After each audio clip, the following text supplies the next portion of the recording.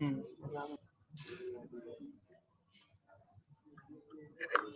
So when the sheet is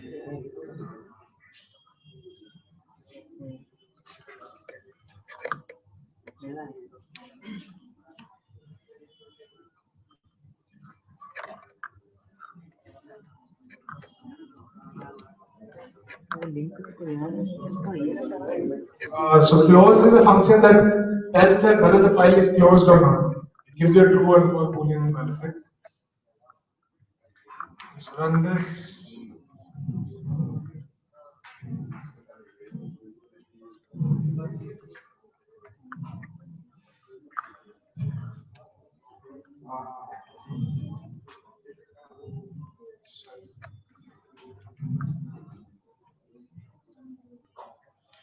Right? So when inside the block, all the places inside the block, the file is open. Right?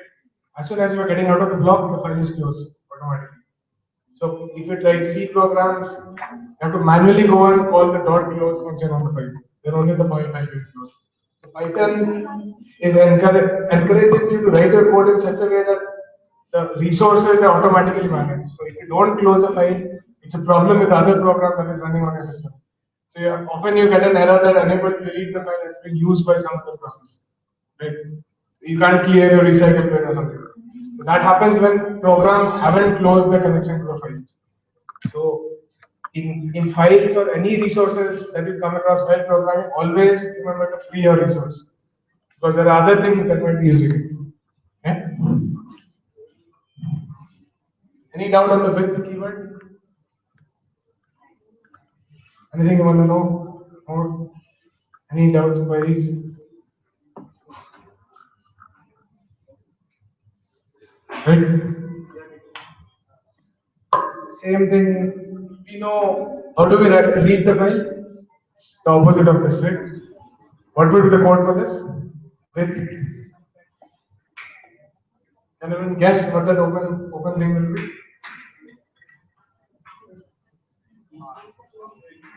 Now, what is the code to read this? My file is called myfile.txt. Right? How do we read this back again? Right? Yeah, exact same code R, and the same thing you can just write it without the thing. It means R, right? If you don't specify any mode, by default it's a read mode.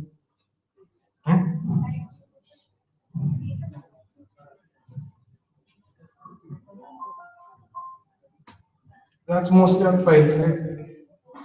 So some advanced try cats, let's try on some different Pythonic control structures, right? So we came across the for loop.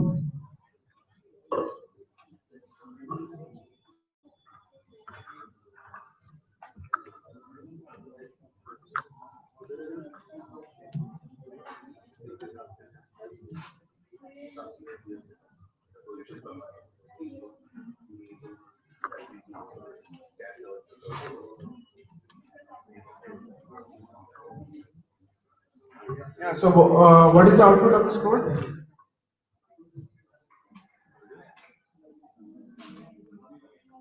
Output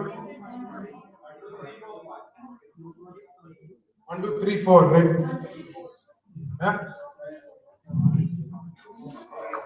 1, 2, 3, 4, right? So now Python gives you an extra way of checking whether the loop has completed or not. Right. So for example, everyone knows what is a linear search is, right? So you want to find an element in an array or a list. Right? So we'll try to write it in the normal way first.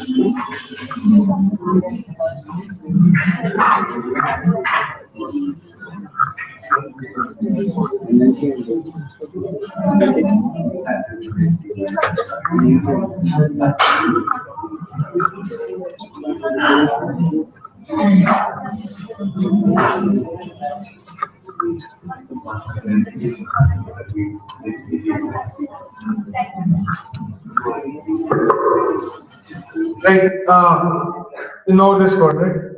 Simple linear search. Just going through everything. If it's there, it's found true and not break, right? So number found. So if we say 10 here, not found, right? So what is the extra thing that you see here? We have to use an extra variable called found, right? So can we do something about this and not use this third variable and still be able to find things, right? Still be able to detect that whether the number was there or not, right? So Python has a structure for that.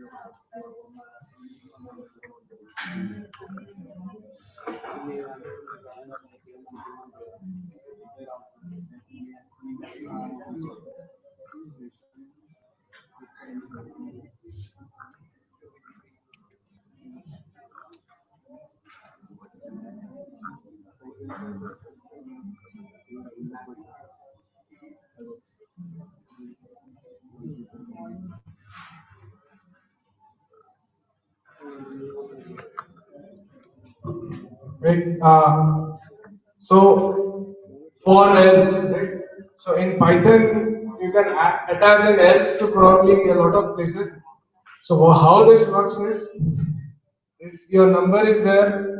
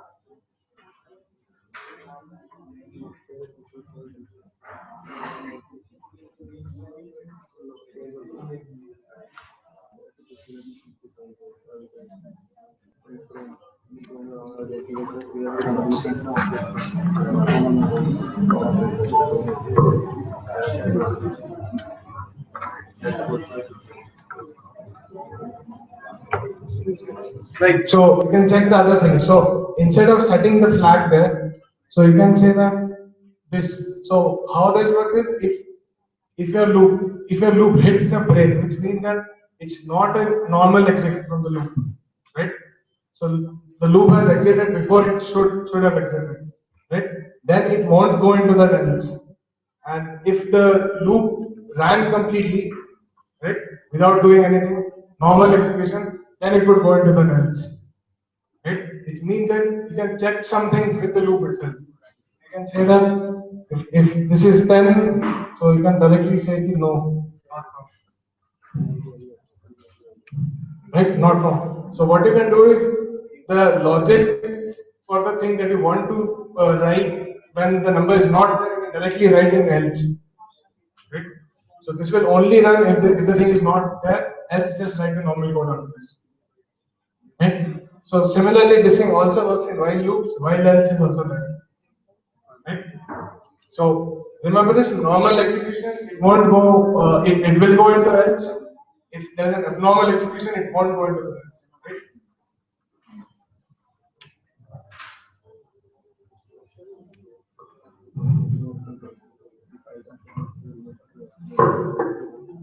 So how many of you heard about exceptions in any form of, so what are exceptions? Yeah, something going wrong, right? So languages, other languages like C++, Java, they, they give you a way of catching exceptions, right?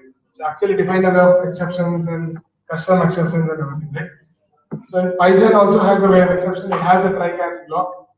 So we'll try to catch some simple exceptions here.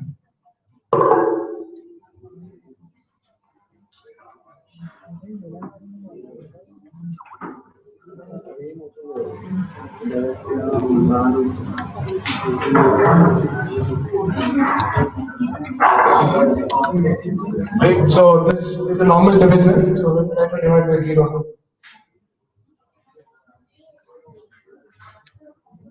Right. So whenever you see a Python error, it's generally an exception being raised. So all kinds of Python error is an example, is an exception being raised and can be caught. Right. So what is the name of the exception here? Zero division error. Right. So can we? How can we catch this?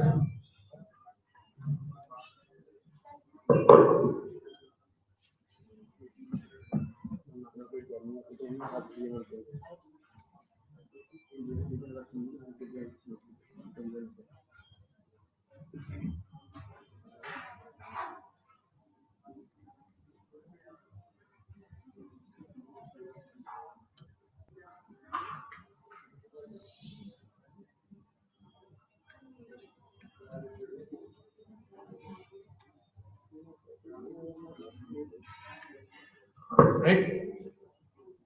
So any particular exception can be caught like this. So you say try, you write your code which you think might raise some exceptions, and then you say accept this error, and then print, do whatever you want. So your code won't stop executing, and then you can catch that exception. Right? So exceptions can be a lot of things like file not found, your data is missing, or something going wrong anywhere. Always Python will raise an exception, and you should always write some code to catch it. Right? So this like any other thing. So in Java you have a keyword, a thing called finally block. Right? So you can say try out the finally here also.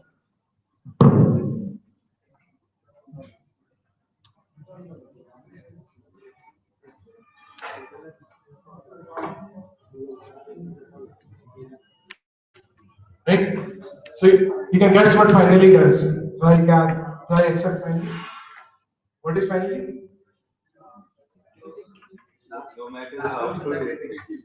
Yeah. So even if there is an exception, finally will be caught up. Right? Yeah. So this is mainly used for file handling scenarios. So, but if you're using Python, you can use with keyword with it close automatically. Right? So in file scenarios, if you're opening a file and then finally you close the file, right? And then you put the exception as a file not found, something not found, right? So like we said, we can have an else also here.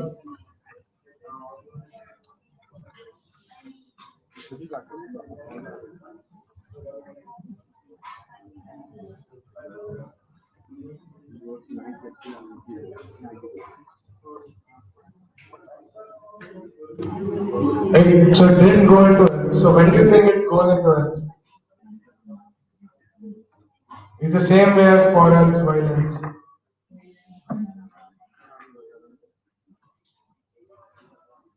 Right? So when there's it's a valid thing, right? Right?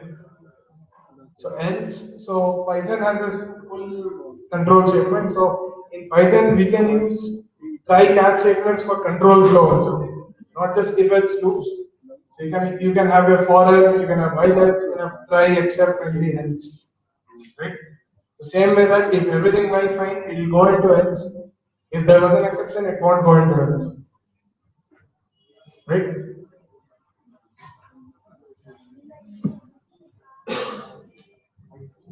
Any doubt, questions?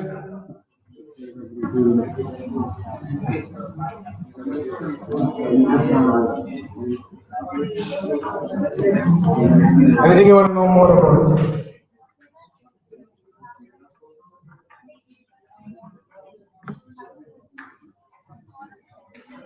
Right?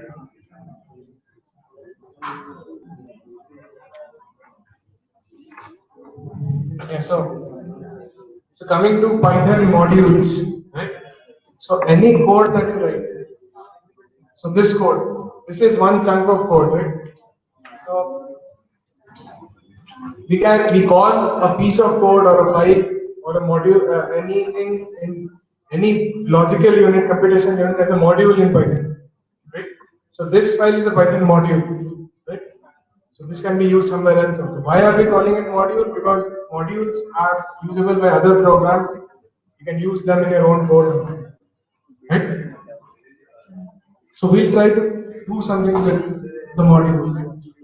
So we talked about Python having a very large inbuilt library, inbuilt functions, everything is there, right? So let's try to use one of the modules. So how do we use a module? We say, right?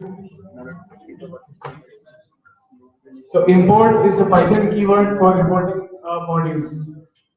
So there's a whole lot of inbuilt modules are available. So there's math, there's OS, find this.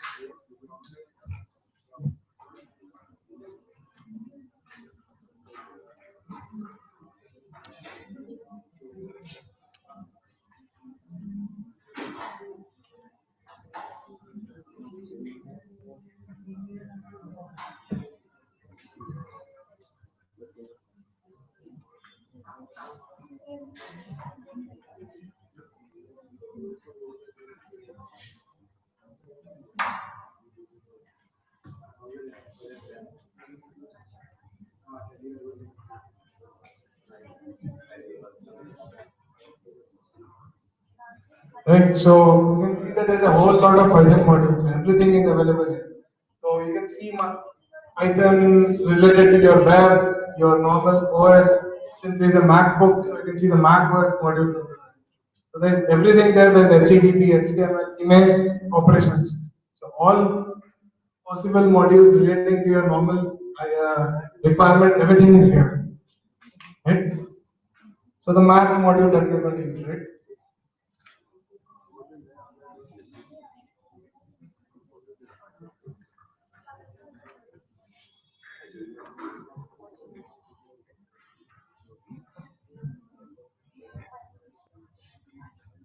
Right? So in the math module, you can see these many functions are available. Right? This is like your C math module import math.x. Similarly, Python also gives you a lot of functions here. So for example, if you want to see sign, anti-sign, anything, right? So math.py or math.py is even there, right? If we say,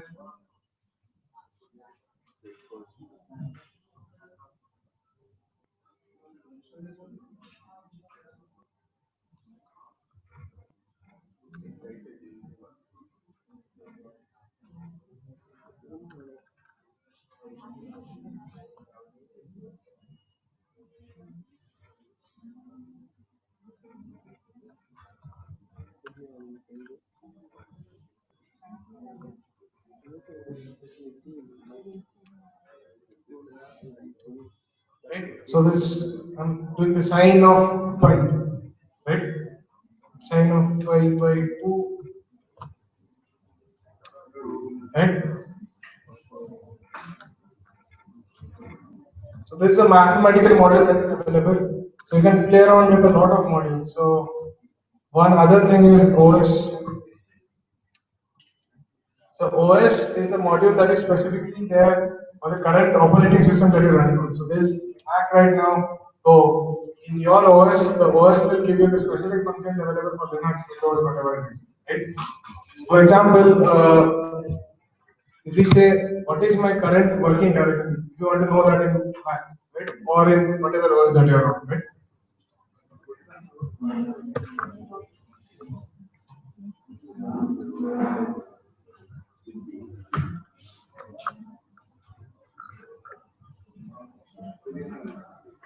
Right? So what this does is OS dot get current working directory, get CWD, right? So this printer does not work, right? So this is the path where I am on right now. This is where the current script is. So if you run this in Windows, you'll get a different output. Backslash C something, I mean documents and all. Running in Linux, you'll get a different output. Right? So the OS library is there for the OS specific functions, your path and manipulations and files and all this.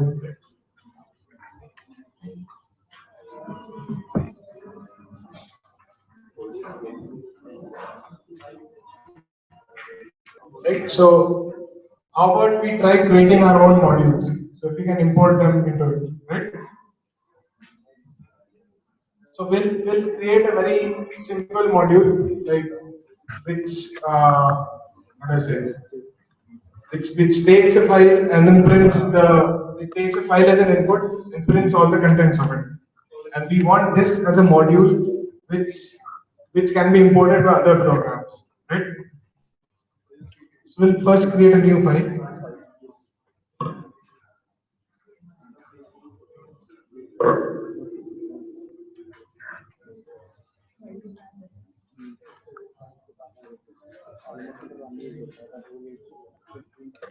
So the first thing, you create a new file and the name of the file will be the name of the module, right?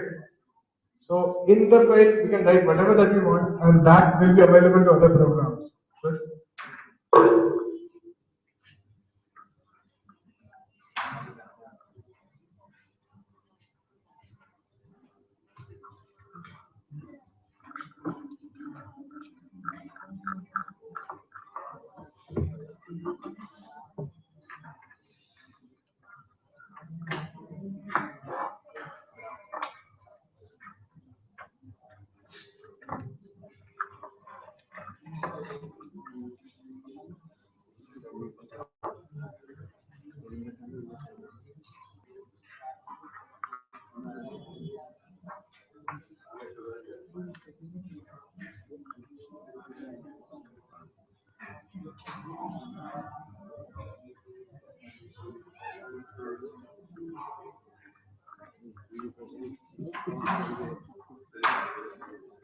So I just created a simple function read contents, which takes a file, which opens it and reads everything into it, and then returns it. Simple. Right? So now this is my module which is ready. So I want to import this into my other file. Right?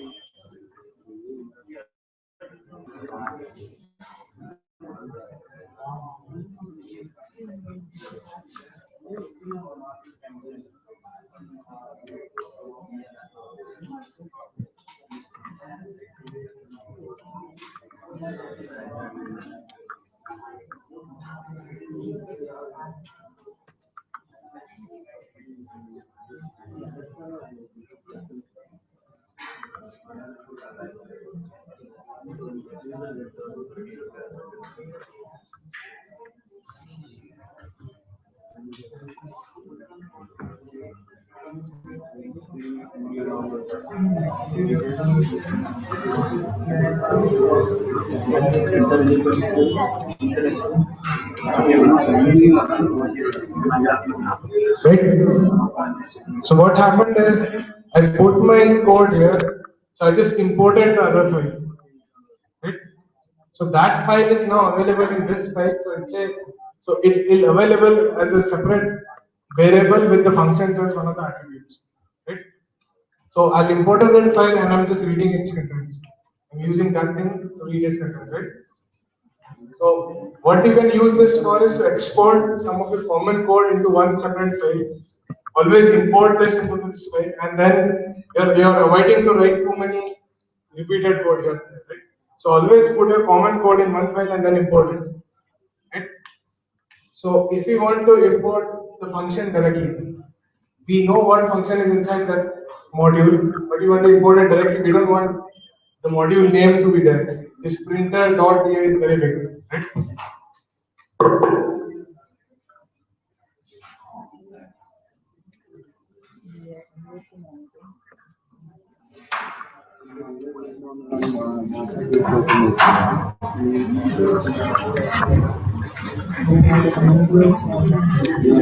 Right? The same thing. So we say from this module import this function. Right? So you can just directly use the function right now.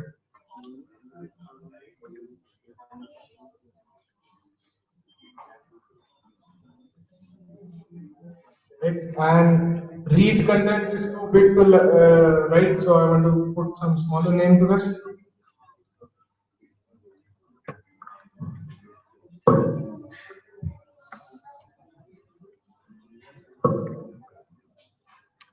Right? So if from printer import read contents as RC. Right?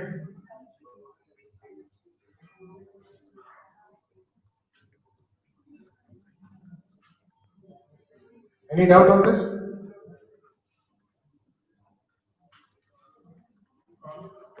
And you can do multiple imports, you can import anything that you want, right? And also this works.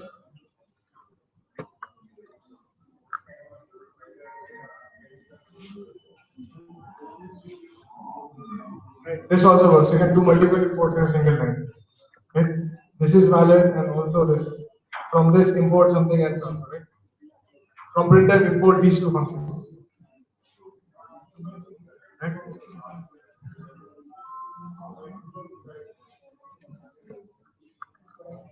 So now a task. Right?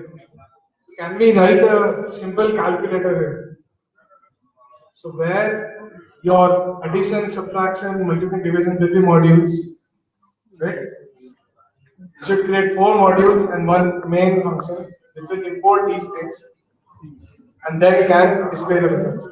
And you have to handle all the scenarios and cases within the module. Like you cannot divide by 0, right? Some cases I cannot multiply two strings or whatever, right? So these things can you do that right now? Create a calculator module with 4 separate sub-modules. Right? Start doing it, we'll see.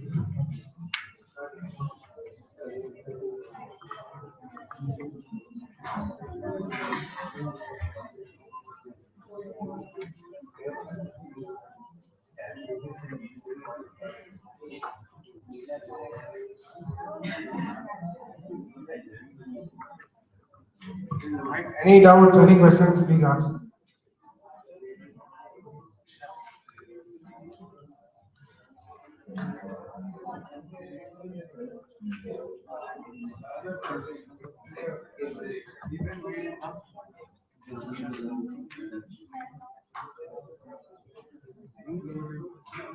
No. We complete this. But you have to do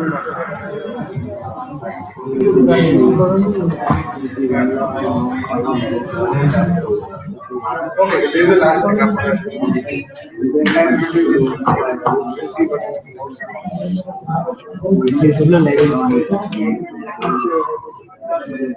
Right. So this is my module, right? So a file containing some data, some computation, whatever, functions, variables, whatever. So, like I said, every file that you create in Python is a module automatically. Right? So this can be imported into other stuff. Right? So beside that file, I have another file where I say from printer import read contents. So printer is a module, right? What does it contain? There's a function called read contents inside, right? So there can be other functions also.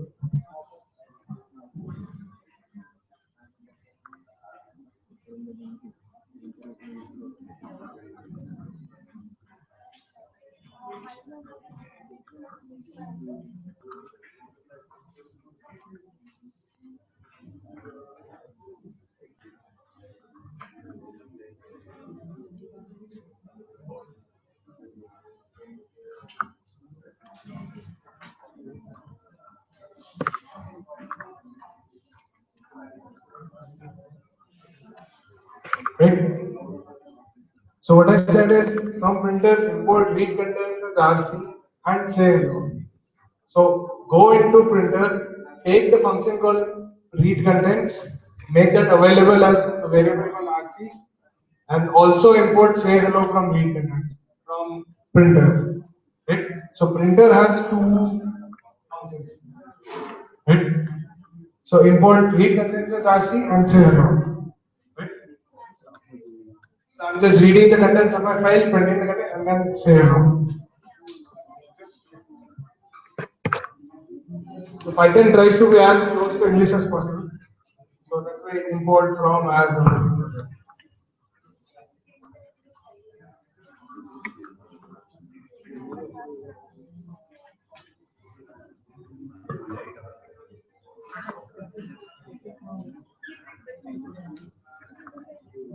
And these two files are in the same directory right now, so then the import will work.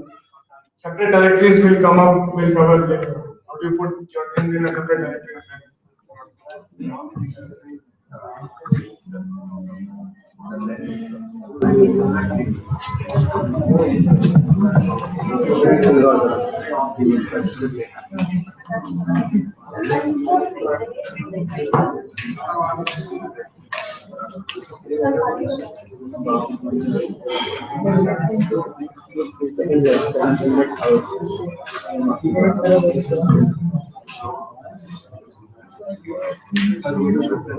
Again, people not having the thing, just write it in a piece of paper. Collect it.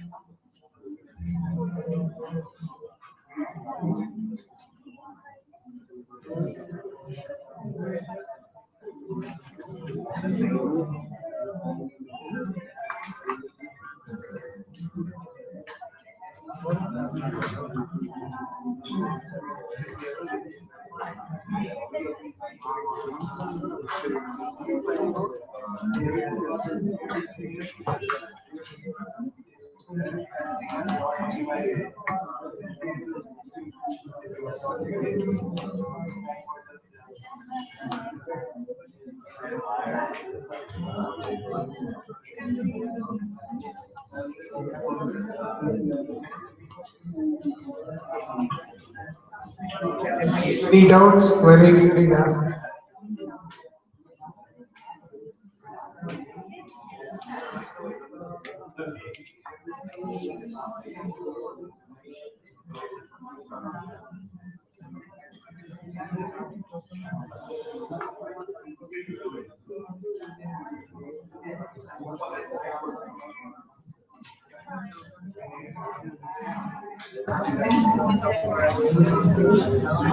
And also, when you're done, upload this as a file. So when you're done, this also has to be uploaded to the movie.